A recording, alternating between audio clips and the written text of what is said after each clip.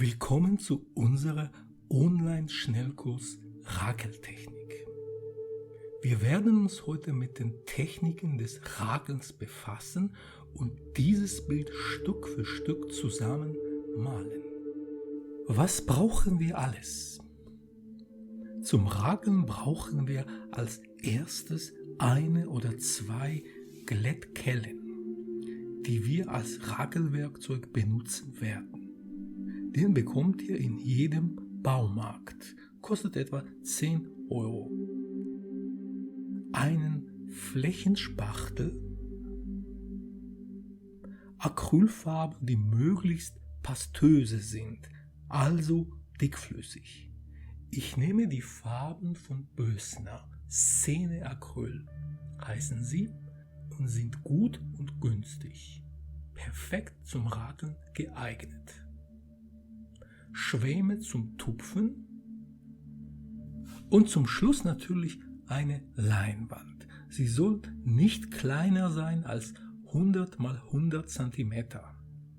Hier habe ich ein Format gewählt, 130 x 150 cm. Ihr könnt auch gerne andere Formate nehmen, aber auf keinen Fall kleiner als 1 Meter x 1 Meter.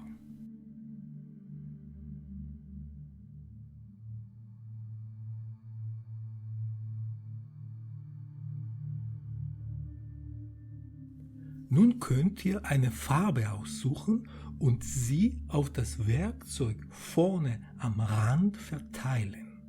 Man kann es auch direkt von der Tube machen. Ich habe für das Bild Blau gewählt, so empfehle ich also die blaue Farbe.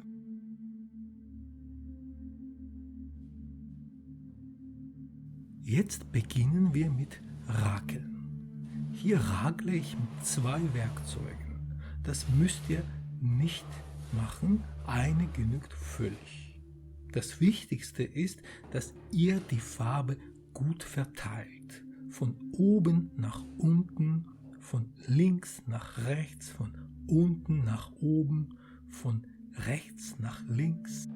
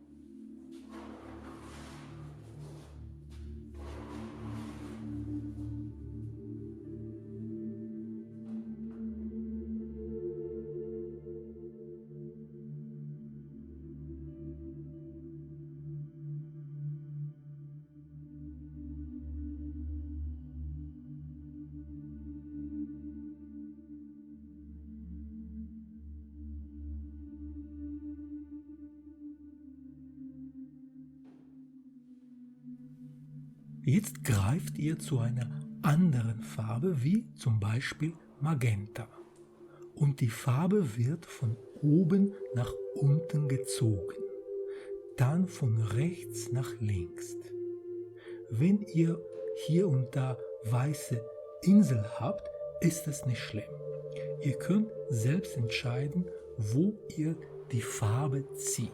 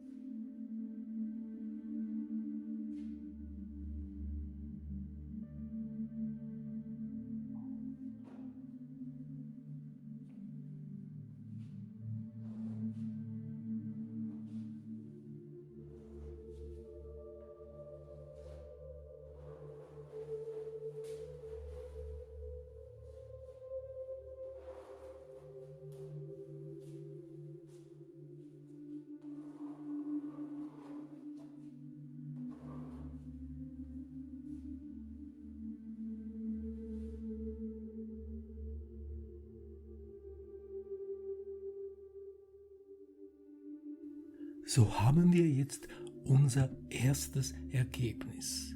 Die Farben haben sich bereits ineinander vermischt.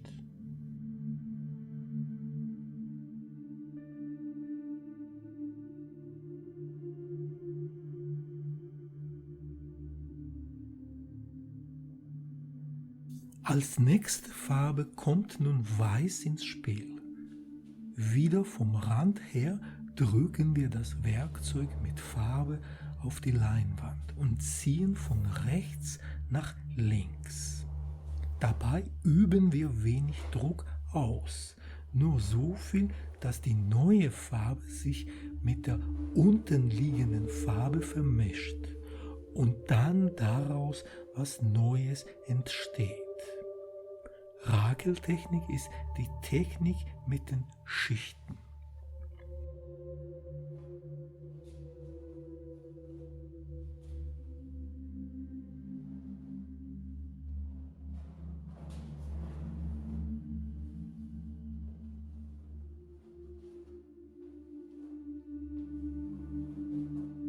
Auch von oben nach unten, von links nach rechts. Wieder von oben nach unten. Nasse Farbe auf nasse Farbe. Die Ränder nicht vergessen, damit sie auch Farbe abkriegen. Ich habe eine neue Farbmischung gemacht, grau-grün, bestehend aus Grün und dann etwas Weiß und ganz wenig Schwarz.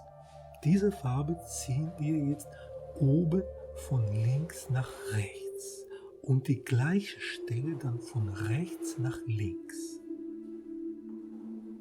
Dann unten nochmal auch von oben nach unten die Farbe ziehen. Das kann man übrigens auch mit Rakelwerkzeug ohne Farbe machen, damit sich die Farben mehr und mehr miteinander vermischen. Und so entstehen die Effekte, die diese Technik ausmacht. Jetzt sehen wir uns das Bild nochmal an. So seht ihr, in relativ kurzer Zeit können wir schon so ein Ergebnis hinkriegen. Das ist das Tolle an Rakeltechnik. Jetzt bloß nicht verschlimmbessern. Die Gefahr besteht immer. Hier sehen wir Rakeln aus der nahen Perspektive in der Zeitlupe an.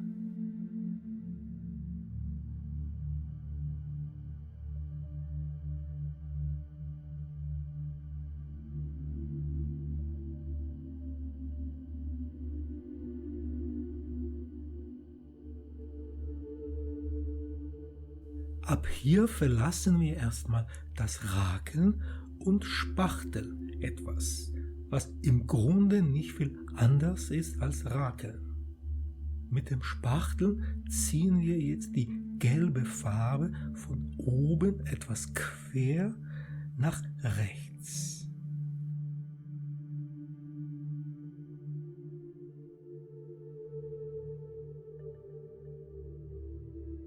Und dann den zweiten Streifen darunter. Beim Ziehen drehen wir den Spachtel, damit der Streifen zum Ende hin schmaler wird. Und das hat eine schöne Abwechslung im Bild gebracht.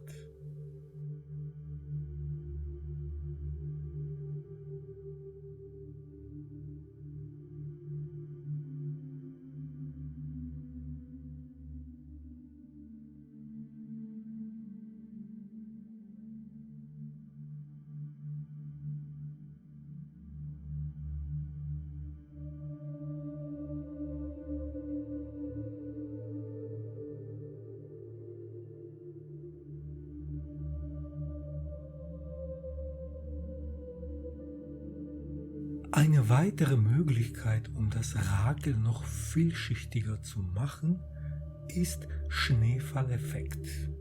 Das Prinzip ist das gleiche wie beim Rakeln, nur der Druck macht den Unterschied aus. Die weiße Farbe wird wieder am Rand aufgetragen. Die Berührung ist ganz minimal. Das Werkzeug hält man nicht schräg, sondern gerade. Und so zieht man es von links nach rechts, von rechts nach links. Man kann auch etwas abrunden, indem man beim Ziehen in der Mitte ganz wenig nach unten geht und dann wieder hoch. Die aufgetragene Farbe soll bis zum nächsten Rand reichen und das erreicht man nur mit minimalem Druck.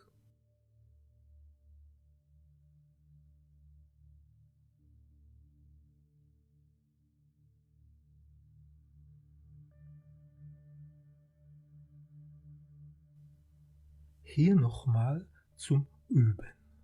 Schneefalleffekt.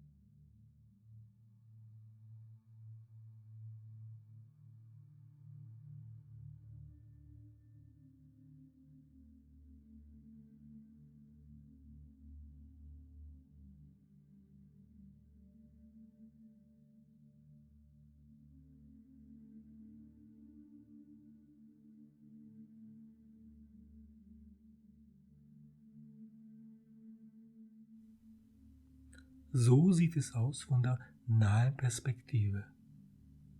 So sollen die Farbflecken aussehen, eben wie Schneeflocken.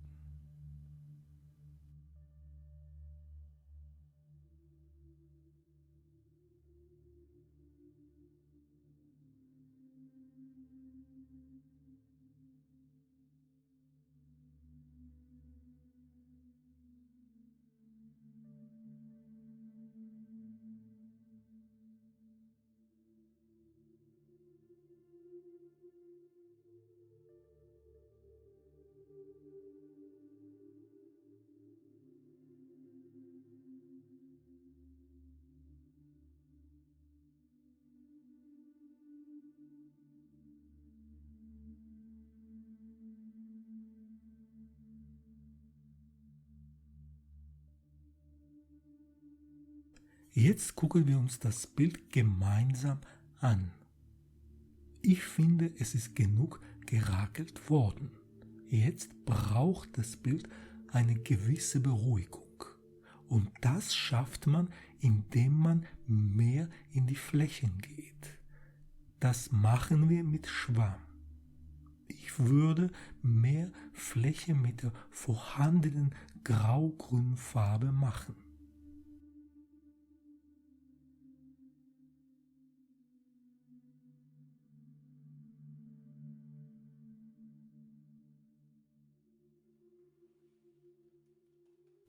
Wir tupfen mit Schwamm, und zwar mit der weichen Seite. Wir fangen mit der Ränder an, dafür nehmen wir die restlichen grau-grüne Farben. Wenn nichts mehr da ist, mischen wir sie neu an. Wir tupfen am Rand, machen aber keine Linie. Mal kommen wir rein ins Bild, also gehen wir hoch, mal bleiben wir unten.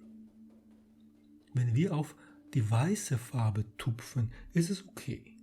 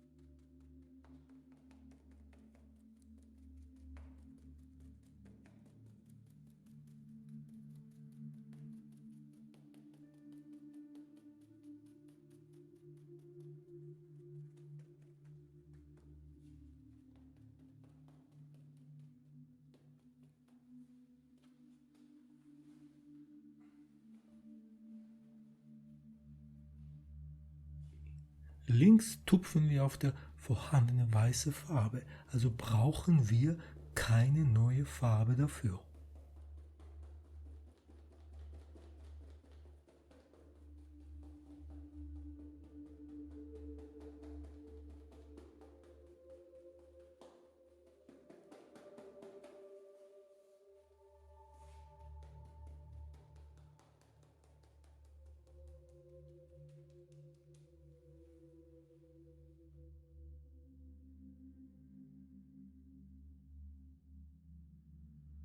Das Wischen macht die harten Übergänge, die durch das Rakeln entstanden sind, etwas weicher.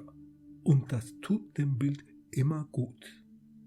Dafür brauchen wir keine neue Farbe.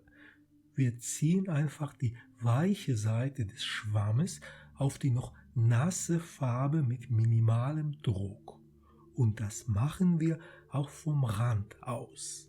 Man kann auch, wo man zu viel überflüssige Farbe sieht, sie einfach wegwischen. Wie gesagt, wir berühren sehr fein die Oberfläche und wischen dann.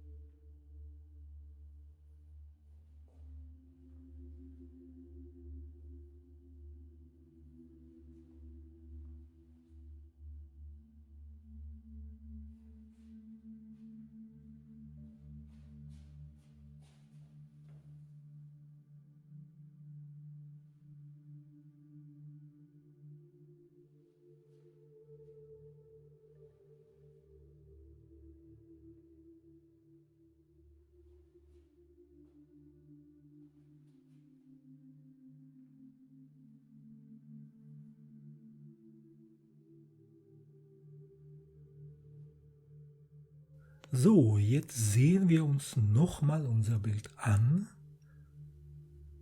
Sehen, beobachten ist genauso wichtig wie das Malen selbst. Die Struktur ist gut aufgebaut und die Farben harmonieren auch gut miteinander. Das Bild ist also fertig. Was bleibt noch? Es ist der Titel.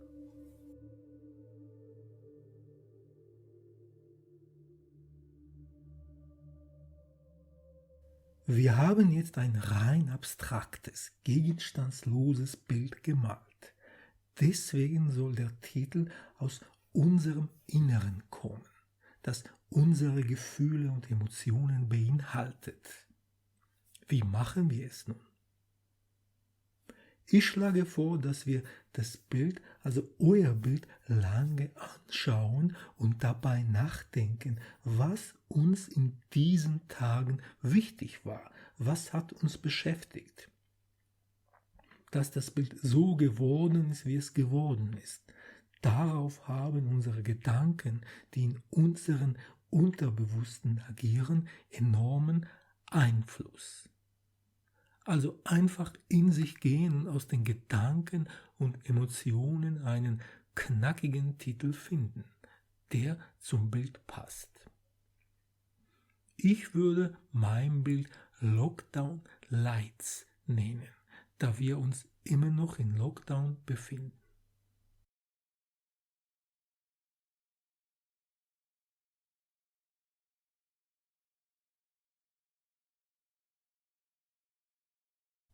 Wir sind damit am Ende angelangt. Ich hoffe, ihr seid zufrieden mit dem Bild und habt wieder was gelernt. Bis zum nächsten Mal, bleibt gesund.